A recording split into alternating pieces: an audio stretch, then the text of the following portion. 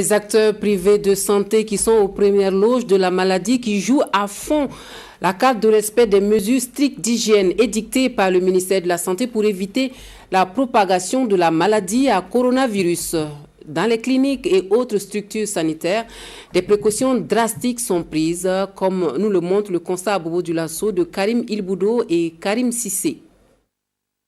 Se laver les mains et ensuite les nettoyer avec du gel, c'est la consigne à respecter obligatoirement pour toute personne avant d'avoir accès à une clinique. Du moins, c'est le constat qui se dégage dans la plupart des cliniques de Bobo Dioulasso où nous nous sommes rendus.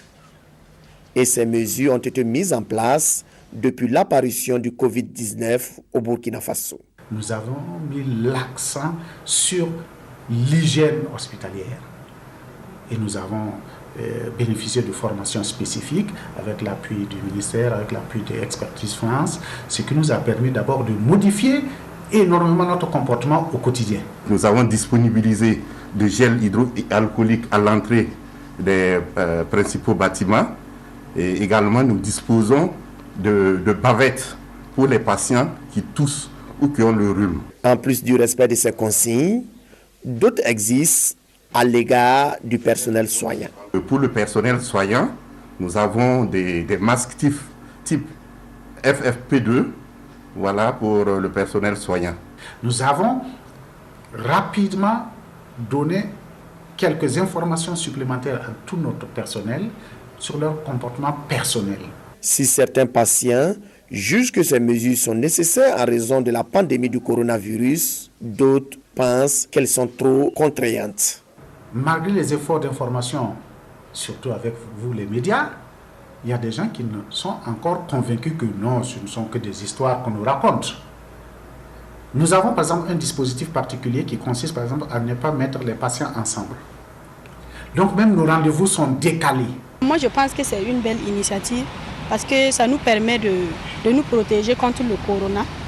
Puisque à l'heure là il n'y a pas de médicaments d'abord, mais ça nous permet d'éviter les contaminations. Nous saluons ces mesures-là parce que ça nous protège. Nous qui venons là où il y a beaucoup de gens, dans le public, nous venons ici. Au retour, nous pouvons contaminer nos proches.